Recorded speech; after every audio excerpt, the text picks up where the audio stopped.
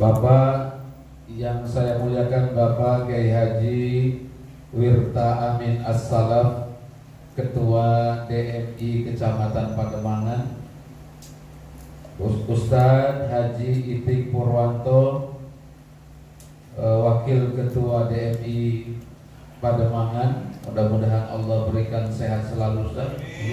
Syafakumullahu syifaan ajilan la yughadiru saqaman, insyaallah. Ustaz Amarullah dan seluruh jajaran pengurus DMI Kecamatan Pademangan yang saya muliakan, pimpinan DMI Kelurahan Pademangan Timur, Ustaz Naseh bersama jajarannya, pimpinan DMI Kelurahan Pademangan Barat, Kelurahan Ancol, wabil khusus para alim ulama, para kiai, hadir bersama kita Al-Mukarram Bapak Kiai Haji Ahmad Syairozi, Al-Mukarram Al-Ustadz Abdul Syukur, Al-Mukarram Al-Ustadz Hamami, Al-Mukarram Bapak Kiai Haji Munarum, dan banyak lagi semua ini yang hadir. Kalau disebutin sampai jam 8 gak habis-habis ini. Wabil khusus Pak Cahyo yang mewakili Camat Pademangan dan Pak Sekel yang mewakili Lurah Pademangan Barat. Hadirin wal hadirat rahimakumullah. Alhamdulillah, pagi hari ini Allah berikan kesempatan kepada kita untuk bersilaturahmi, untuk menyambung tali persaudaraan, ikatan ukhuwah bainana, antara kita bersama para jamaah khususnya yang ada di Kecamatan Pademangan. Sejak awal saya hadir dalam acara suli, saya meyakini ini adalah bagian dari sebuah amalan yang sulit didapat di tempat lain. Ya, sekali lagi Pak, tidak mudah mengkoordinasi masyarakat, tokoh agama, apalagi di samping kesibukannya yang luar biasa, untuk hadir dalam agenda subuh keliling. Oleh karena itu rasa syukur kepada Allah, dan mudah-mudahan syukur ini akan menyebabkan bertambahnya kenikmatan dari Allah. Amin. Kan janji Allah begitu Pak, la in syakartum la azidannakum wa la in kafartum inna adzabi lasyadid. Itu ada huruf syarat dan jawab syarat. Maknanya pasti. Jika kalian bersyukur kepadaku, maka pasti akan aku tambahkan nikmatku. Nikmat itu jangan salah. Kadang orang tuh berpikirnya nikmat itu duit. Kadang orang berpikirnya itu materi. Apalagi pas kemarin pencalekan dan pencoblosan, disebutnya ini rezeki anak soleh. Ya, ada yang namanya hujumul fajr, itu namanya serangan fajar. Tapi jangan selalu terikat dengan logika, sebab enggak semua yang serangan fajar juga suaranya bagus, belum tentu juga. Dan belum tentu juga yang enggak serangan fajar itu enggak dapat suara, itu belum tentu. Jadi kita jangan menjadi bodoh gitu ya, gara-gara terpaku oleh urusan materi. Sebab kita itu diajari dalam agama itu lebih tinggi dari sekedar logika. Kalau akal kan lokasi gua coblos, itu akal. Itu akal. Tapi kita ini hidup di atas akal. Kalau orang Islam itu enggak boleh hanya berpegang kepada akal, enggak boleh berpegang kepada pikiran logika. Dia harus menyerahkan semuanya kepada Allah Subhanahu wa ta'ala. Ya seperti kita pagi-pagi ini ya, mendengarkan sholawat, mendengarkan sambutan, mendengarkan ayat-ayat Al-Quran. ini ma fauqal uqul, di atas akal semuanya. Kalau akal tuh mengatakan bangun pagi, ngopi, sarapan, olahraga. Nah, itu akal itu. Itu namanya akal. Tapi yang kita lakukan ini adalah ma fauqal aqli. Semuanya di atas akal. Maka jadi orang Islam jangan terikat oleh hanya sebagai ikatan logika dan akal. Karena Tuhan kita bukan akal. Tuhan kita adalah ilahuna Allahu Rabbul Alamin. Tuhan kita adalah Tuhan semesta alam, Allah Subhanahu wa ta'ala. Makanya dalam Islam itu banyak apa yang disebut dengan mukjizat. Makna mukjizat itu adalah ajazal aqlu ayyafhamahu. Yang dimaksud mukjizat itu akal kagak nyampe gitu. Akal kagak nyampe. Maka kalau orang berkata menurut logika saya itu masih kelas bawah. Karena Rasulullah itu semua tabiatnya itu fauqal aqli. Diludahin kagak marah, itu kan tabiat Nabi. Betul? Kalau kita pakainya akal, lu ludahin, gua uber kemana juga. Kan gitu. Kita ini masih terikat dengan akal. Ya, lu baik, gua baikin. Itu kita. Tapi kan kata Rasulullah, akti man haramaka, kasih orang yang menghalangi kamu. Kalau kamu ngasih orang yang memberi kamu, itu mah biasa. Akal. Tapi kalau kamu memberi orang yang justru tidak memberi kepada kamu, itu ma fauqal aqli. Kalau akal mah korun juga akal. Pak, waktu dia susah, dia deket-deket sama Nabi Musa. Betul kan ya? Terus sampai dia berdoa minta, ya Musa, doain saya tuh biar punya apa gitu. Karena hidup susah ini gak enak. Apa kata Nabi Musa? Jangan, udah begitu aja. Kamu baiknya begitu. Sebab ada orang Pak yang bagus kalau jadi orang miskin. Iya Pak. Kayak saya ini kalau banyak duit bahaya. Bisa nambah lagi Kiai. Bukan itu Kiai, kalau nambah lagi sapi mah enggak apa-apa. Kalau kita banyak duit, maaf nih, ada kondangan. Pak Sekel, ini logika nih. Kalau kita banyak duit, ada kondangan, ada dangdutan, artis penyanyinya cantik. Karena kita banyak duit, kita duduknya di dekat panggung. Berani, karena kalau dipanggil kita siap. Tapi kalau saya nggak punya duit, maaf, saya duduknya di pojok sono, biar nggak dipanggil. Alhamdulillah. Gara-gara nggak punya duit, maksiatnya kecilan sedikit. Jadi kadang-kadang ada orang yang memang harusnya nggak punya banyak duit supaya dia tetap beriman dan istiqomah.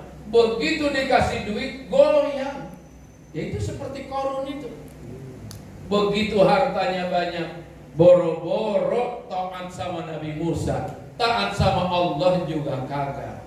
Bahkan hampir, mungkin bukan juga hampir, menganggap dirinya lebih kuat dari Tuhannya Nabi Musa. Itulah yang terjadi kepada Fir'aun. Makanya dipatahkan akal Fir'aun oleh mukjizat. Mana ada air bisa berdiri? Ya.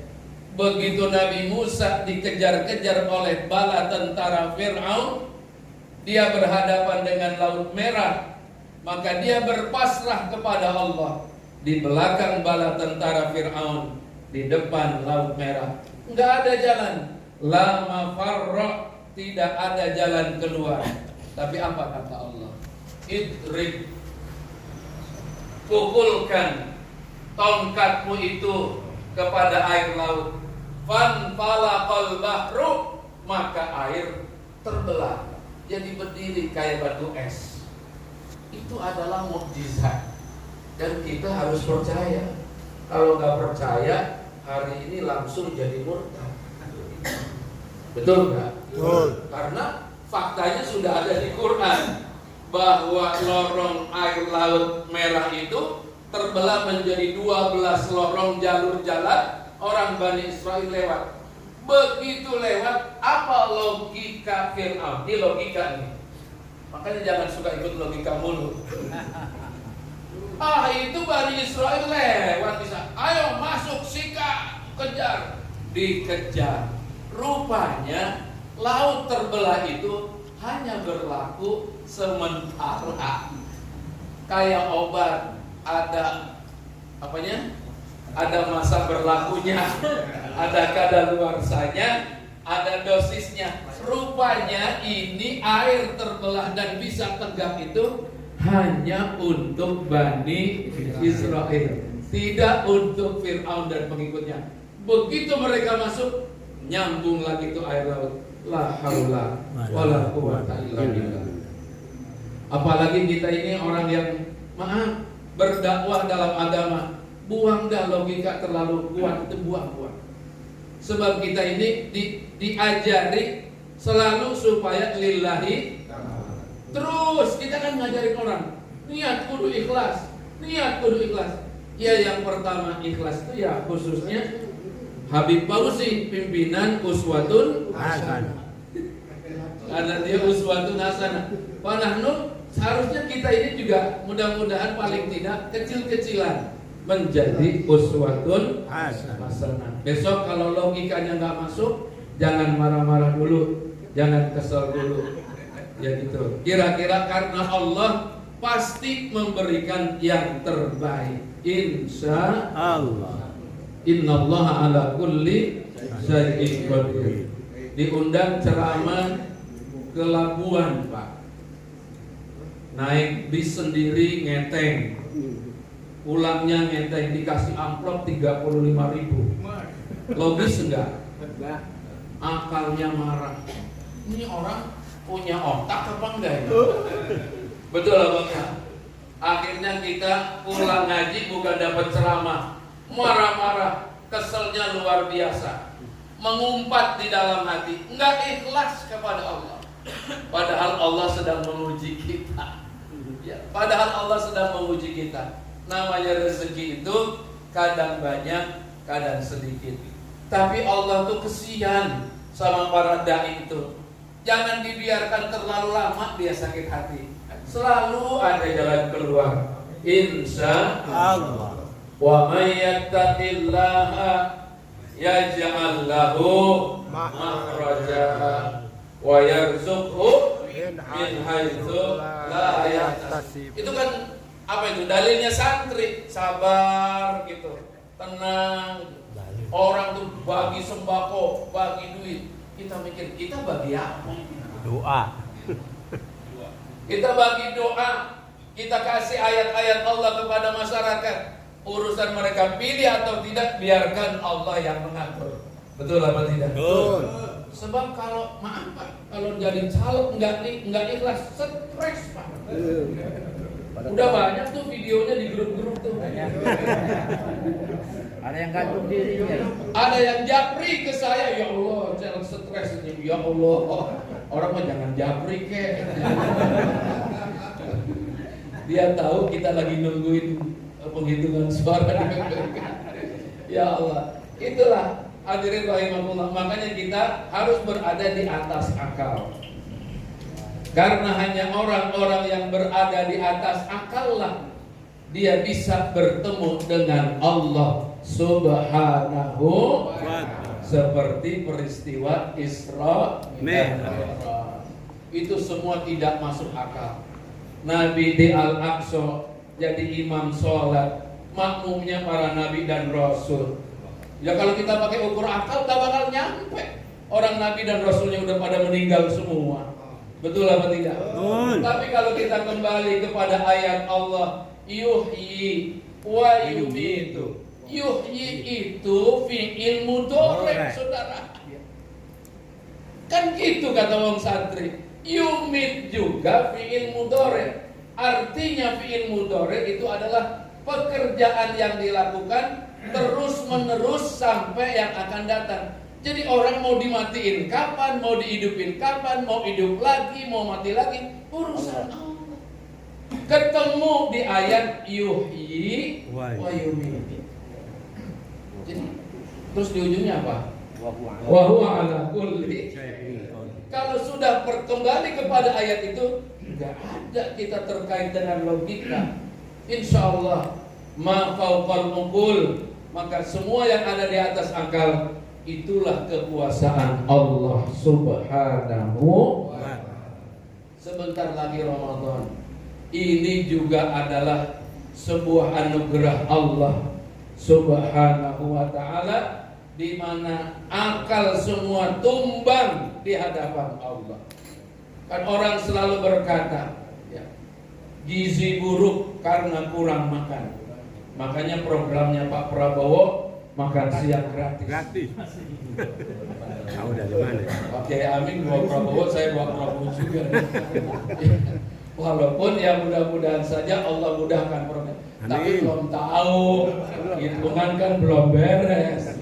Ya bisa jadi Prabowo, bisa jadi Anies, bisa jadi Ganjar. Betul apa tidak? Apapun yang Allah tentukan, itulah takdir yang harus kita terima, insya Allah. Asal jangan ada kecurangan. Betul apa tidak? Cuma memang maaf, di Indonesia ini banyak orang jahat. Banyak orang jahat. Kenapa harga beras kok naik terus? Karena petani tidak diberdayakan. Itu banyak orang, saya nggak nuduh, cuma saya bilang banyak orang jahat. Kalau di Eropa Pak, saya pernah ke Belanda itu jadi tukang petik tomat. Satu pohon tomat itu tomat buahnya bisa 4 kilo, 5 kilo.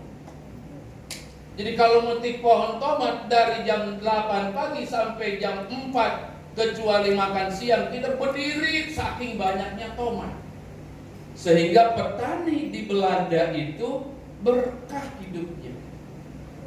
Duitnya banyak, orang kaya. Tapi kalau petani di Indonesia, maaf, hina dia. Kita ini kan anak-anak petani semuanya. Betul nggak? Nggak ada orang Jakarta asli. Pak Kiai Amin kabur dari kampungnya karena nggak mau jadi petani. Dia ingin nasibnya lebih baik. Ceritanya pengen jadi karyawan pabrik, malah jadi kiai. Alhamdulillah. Kan semua lari dari kampung. Kenapa? Karena nggak mau jadi petani. Petani kita ketika menanam mahal gabahnya, tapi ketika panen turun harganya. Kenapa saya banyak katakan orang jahat? Terlalu banyak maklar di negara kita ini. Semuanya dimaklarin. Sampai orang tuh TKW, TKI dimaklarin semuanya. Bener nggak? Saya ngomong gitu Pak. Saya pernah bawa bimbing jamaah haji TKW Pak Kiai. Dari Madinah selama 7 hari ke Mekah. Masya Allah, curhat tentang sistem tenaga kerja dan lain sebagainya. Hancur ya. Termasuk orang-orang yang bertanggung jawab dalam masalah itu. Jadi oleh karena itu kita kembali kepada Allah supaya ini beres urusan semuanya. Sebab kalau nggak pakai Allah di situ nggak bakal beres. Kalau semuanya pakai logika. Ini kan terlalu banyak orang pinter di negara ini. Hitung-hitungannya sekian persen. Rakyatnya susah terus. Naik ekonomi 7%. Angkanya ada di TV doang. Maaf Pak, gak usah jauh-jauh. Saya ini orang Tiga Raksa. Tiga Raksa itu gak jauh dari ibu kota. Tapi kalau pulang kampung, petani itu Pak, Masya Allah, bajunya sampai jarang-jarang. Saking kagak kebeli. Makanya kita kalau banyak pakaian bagus dibawa pulang. Itu orang kampung perebut luar biasa. Itu Tiga Raksa Pak. Tiga Raksa itu hanya sekitar 70 kilo dari Jakarta. Jangan berpikir Kalimantan Timur nih. Kalimantan Timur Masya Allah, satu kecamatan dengan kecamatan lain aja bisa 200 kilo, luar biasa. Jangan bicara Papua, jangan. Kenapa? Terlalu banyak orang yang berpatokan kepada logika. Allah patahkan semuanya itu. Sebab kata Allah, siapa orang yang berpuasa, maka dia akan mendapatkan kesehatan dari puasanya itu. Rasul mengatakan, sumu tasihu. Saya mau tanya, kalau aturan kesehatan makan 3 kali, ada makan pagi, ada makan siang, ada makan malam. Tapi kalau puasa dirubah, makan paginya jadi buka, makan malamnya ba'da tarawih, makan berikutnya setelah sholat, sebelum sholat subuh atau sahur. Bahkan kata Rasulullah dalam aturan makannya, makan ketika lapar, berhenti sebelum kenyang. Semua itu di atas logika. Dan orang puasa itu, baru puasa itu lemesnya luar biasa. Tapi sebenarnya lemes itu adalah proses kesehatan yang diinginkan Allah. Sebab kita ini kan, siklus hidupnya nggak sehat. Maka dipaksa oleh Allah supaya sehat melalui kutiba alaikumus syiyam. Siapa yang berani nggak puasa? Kalau dia ingat sama neraka. Kayak kita ini kan jarang yang puasa sunnah. Tapi kalau puasa Ramadan wajib, mati-matian, mau nggak mau. Sampai kalau hari pertama mukanya pada pucet, biru. Kenapa? Padahal Rasul mengajari kita puasa nggak cuma Ramadan. Ada Senin dan ada lagi Ayyamul Bid, tengah bulan. Itulah Rasulullah. Makanya hidupnya bagus. Kalau kita baca kitab Syamailu Muhammadiyah, sifat-sifat fisiknya Nabi Muhammad, badannya bagus, kulitnya bagus, kepalanya bagus, dampal kakinya bagus. Kalau berjalan bagus, karena semuanya mengikuti aturan Allah Subhanahu. Jadi yang terbaik itu adalah apa yang ditetapkan oleh Allah dan dicontohkan oleh Nabi kita Muhammad sallallahu alaihi wasallam.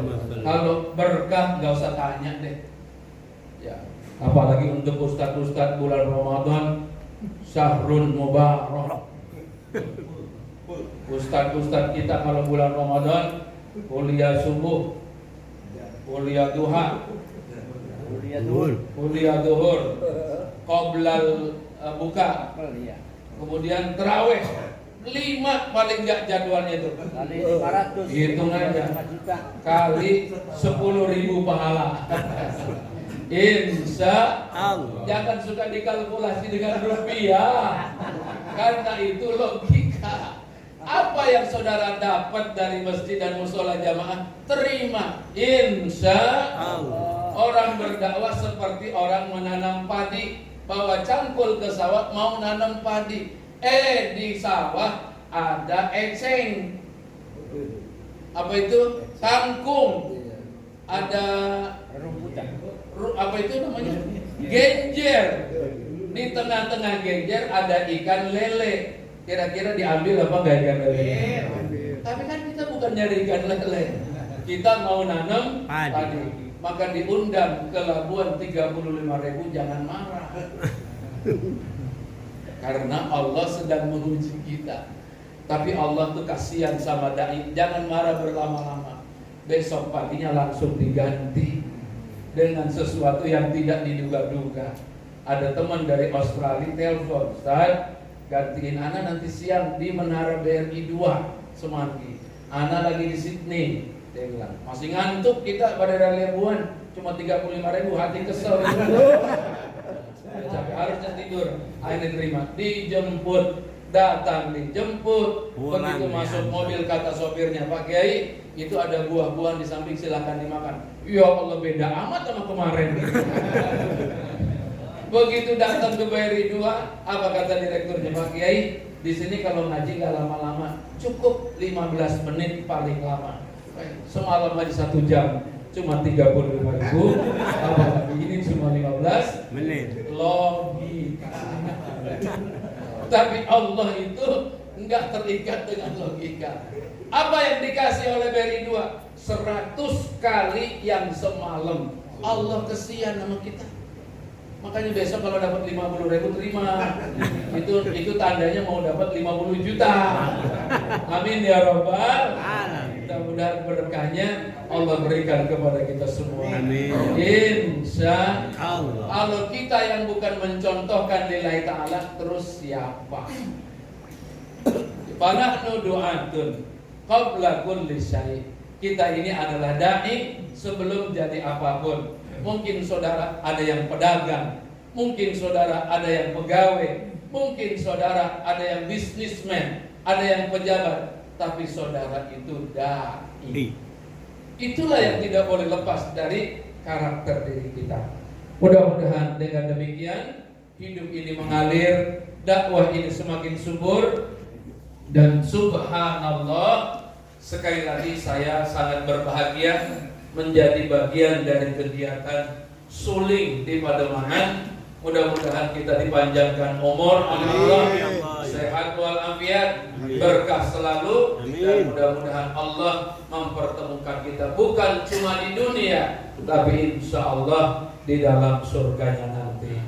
Amin ya Rabbal Alamin. Udah yang cukup ya Ustaz ya, jangan panjang-panjang.